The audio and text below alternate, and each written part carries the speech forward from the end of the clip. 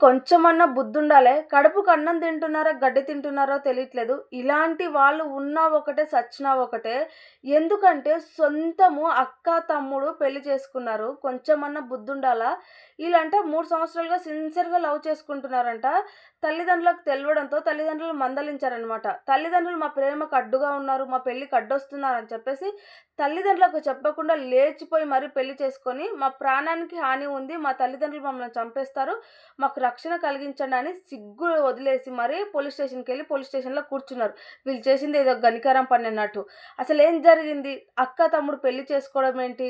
అనేది నేను చెప్తాను. వీడియో అయితే ఎక్కడ స్కిప్ చేయకుండా చూడండి. ఛానెల్ అయితే సబ్స్క్రైబ్ చేసి పెట్టుకోండి. ఎందుకంటే ఇలాంటి రియల్ స్టోరీలనేవి మన ఛానెల్‌లో వస్తూనే ఉంటాయి. అలాగే ఈ వీడియో పైన మీ అభిప్రాయం ఏంటో కామెంట్ చేయండి. అసలు ఏం జరిగిందంటే, ఈ అబ్బాయి ఎవరైతే ఉన్నారో అదే అక్క, తమ్ముడు అని చెప్పాను కదా! ఎవరైతే అక్కుందో, అక్క వాళ్ళ తల్లి, ఈ అబ్బాయి ఉన్నాడో, అబ్బాయి వాళ్ళ తల్లి. ఇద్దరు అక్క చెల్లెళ్ళనమాట. సొంతం. అంటే వీళ్ళిద్దరూ పెళ్లి చేసుకున్నారు కదా! అక్క, తమ్ముడు. వాళ్ళైతే ఒకే కడుపులో పుట్టిన వాళ్ళు కాదు. అంటే ఒకే కడుపులో పుడితే సొంతమా? ఒకే రక్తమా? అలా కాదండి. సొంతము అక్క, తమ్ముడు అన్నమాట. ఎట్లా అంటే వీళ్ళ తల్లిదండ్రులనేది అక్క చెల్లెండ్లు. అంటే వీళ్ళ తల్లులున్నారు కదా ఇద్దరు. వాళ్ళు ఇద్దరు అక్క చెల్లెండ్లనమాట. ఒకే కడుపులో పుట్టినోళ్ళు. అయితే అక్క చెల్లెండ్ల పిల్లలు వీళ్ళు. అప్పుడప్పుడు అమ్మమ్మ వాళ్ళ ఇంటికొస్తా ఉంటారు కదా! అమ్మమ్మ వాళ్ళ ఇంట్లోకి అలాగే స్కూల్ హాలిడేస్ అప్పుడు, కాలేజ్ హాలిడేస్ అప్పుడు, అలాగే అప్పుడప్పుడు వస్తా ఉంటారు ఇంక అమ్మమ్మోళ్ళ ఇంటికి. ఇలా వచ్చినప్పుడు వీళ్ళిద్దరంటే చూసుకొని సిన్సియర్‌గా లవ్ చేసుకున్నారంట. అసలు దీన్ని లవ్ అంటారా? ఈ అమ్మాయి వచ్చేసి అబ్బాయి వాళ్ళ తల్లిదండ్రులని బాబాయ్, పిన్ని అలాగే అని పిలుస్తుంది. ఈ అబ్బాయి వచ్చేసి పెద్దమ్మ, పెదనాన్న అనేసి వాళ్ళ అమ్మాయి వాళ్ళ తల్లిదండ్రులను పిలుస్తది. మరి పెద్దమ్మ, పెదనాన్న అలాగే పిన్ని, బాబాయ్ అన్నప్పుడు ఆళ్ళ పిల్లలేమవుతారు? సొంతము తమ్ముడు, అక్కనే కదా! ఒకే కడుపులో పుట్టాల్సిన అవసరం లేదు. ఒకే రక్తం కదా! సొంతము అక్క, తమ్ముడు అవుతారు కదా! ఆ మాత్రం తెలీదా? చదువుకుంటున్నారు. ఇప్పుడు ఈళ్ళు చిన్న పిల్లలు అబ్బా! తెలియక చేశారు. అంటే వరుసలేంటో తెలీదు అనడానికి లేదు. వీళ్ళు చదువుకుంటున్నారు. ఆ మాత్రం తెలీదా? ఏం చేస్తున్నాం ఏంటని. సొంతము అక్క, తమ్ముడు అయ్యుండి మళ్ళీ ఈమె ఏజ్‌లో పెద్దది. ఆడు చిన్నోడు. అయినా సరే ఈళ్ళిద్దరంట సిన్సియర్‌గా 3 సంవత్సరాలు లవ్ చేసుకున్నారు. అయితే వీళ్ళ అమ్మమ్మోళ్ళ ఇంటికొచ్చినప్పుడల్లా వీళ్ళు చేసే బేకార్ పనులు పక్కింటి వాళ్ళు చూసారనమాట.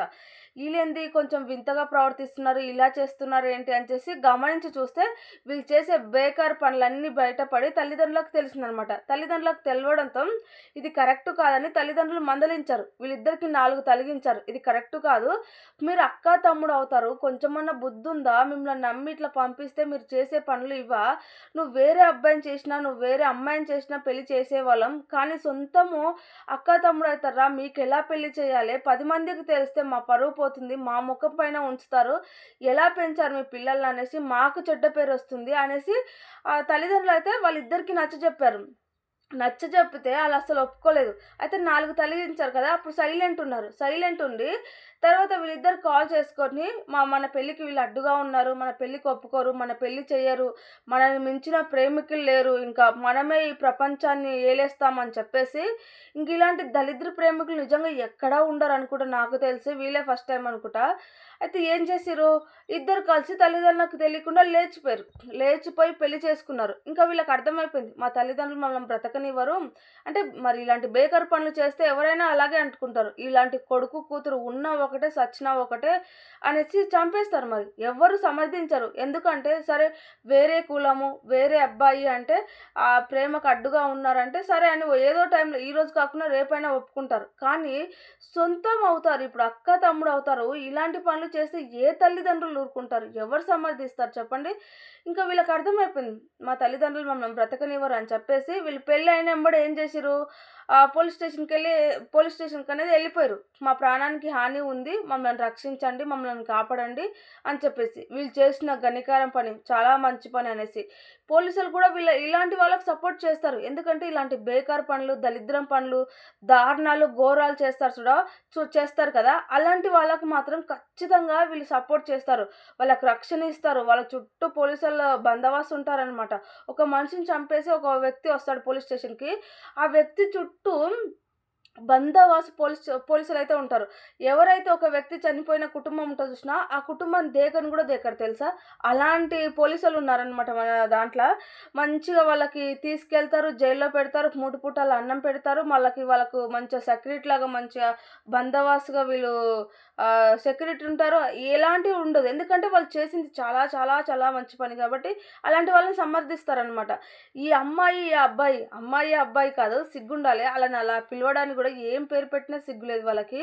ఈళ్ళు దళిద్రులు ఏం చేశారు, వీళ్ళకు అంటే నమ్మకం ఉంది. మమ్మల్ని పోలీసులు రక్షిస్తారు. మాకెలాంటి హాని జరగదు అని చెప్పేసి వీళ్ళు అదే ధైర్యంతో ఎళ్ళిపోయారు. ఎళ్ళిపోవడంతో ఇంకా పోలీసులనేది తల్లిదండ్రులను పిలిపించారు. తల్లిదండ్రులను పిలిపించి వీళ్ళ కూతురు అంటే మేజర్‌లే కదా! వీళ్ళు పెళ్లి చేసుకున్నారు. మీరు వీళ్ళ జోలికి రావద్దు అది ఇది అని చెప్పి పంపించారంట. కొంచెమన్నా ఉండాలా? కనీసం సంప్రదాయాలేంటి? ఎవరిని ఎవరు పెళ్లి చేసుకోవాలి? ఎవరు ఎవరి దగ్గర ఉండాలి? అని ఆ మాత్రం తెలీదా? ఎలాంటి దరిద్రం పనులు చేసినా సారీ. ఎలాంటి దరిద్రం పనులు చేసినా సరే సమర్థిస్తారా?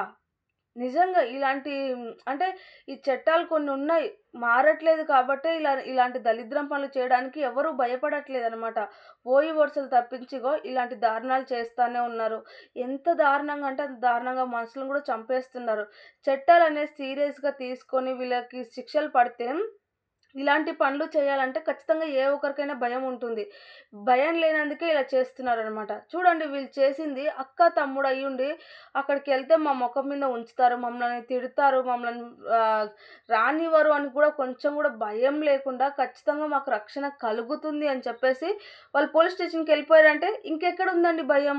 ఇంకా ఈ రోజులలో ఓయి వరుసలు లేకుండా ఇలా ఉంటే ఇంకా ఎవ్వరు పట్టించుకోకుండా ఉంటే ఓయి వరుసలనేవి ఉండవనమాట. ఇంక ఎవరితో పడితే వాళ్ళని పెళ్ళిళ్ళు చేసుకోవడం, ఎవరితో పడితే వాళ్ళతో సంసారం చేయి, ఎవరితో పడితే వాళ్ళతో పిల్లలని కనిస్తారనమాట. ఇంక అక్క, తమ్ముడు, అమ్మ, చెల్లి, పిన్ని, బాబాయ్ ఇంక ఈ వరుసలనేవి ఏవి ఉండవనమాట. ఎవరిష్టం వచ్చినట్టు వాళ్ళు ఉంటారు. ఎవరిష్టం వచ్చిన దగ్గరికి వాళ్ళు పోతారు. ఎవరిష్టం వచ్చిన దగ్గర వాళ్ళ పిల్లలకి అంటానే ఉంటారు. అందుకే కొన్ని కొన్ని చట్టాలు అంటే కొన్ని కొన్ని సాంప్రదాయాలనేవి ఉన్నాయి. ఎవరిని ఎవరు పెళ్లి చేసుకోవాలి, ఎవరు ఎవరి దగ్గర ఉండాలి అనేవి కొన్నున్నాయి. అవి బ్రేక్ చేసినప్పుడు ఇది పద్ధతి కాదని మందలించి 4 తగిలించి వాళ్ళ దారిలో వాళ్ళని నడిపించాలి. కానీ వాళ్ళకు రక్షణ కలిగించడం ఏంది? ఇలా చేయడం ఎంతవరకు కరెక్టు? ఇలాంటి దళిద్రుకు అంటే కొడుకు గాని, కూతురు గాని ఉంటే ఏ తల్లిదండ్రులైనా సమర్థించరు. ఇలాంటి వాళ్ళు ఉన్నా ఒకటే, సచ్చినా ఒకటే అని చంపేస్తారు నిజంగా.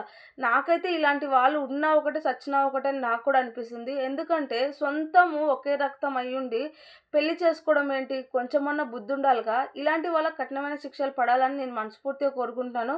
ఈ వీడియో పైన మీ అభిప్రాయం ఏంటో, ఇలాంటి దళిద్రులను ఏం చేయాలి? ఏంటి? ఎలాంటి శిక్షలు పడాలి? అనేది కూడా మీరు కామెంట్ చేయండి.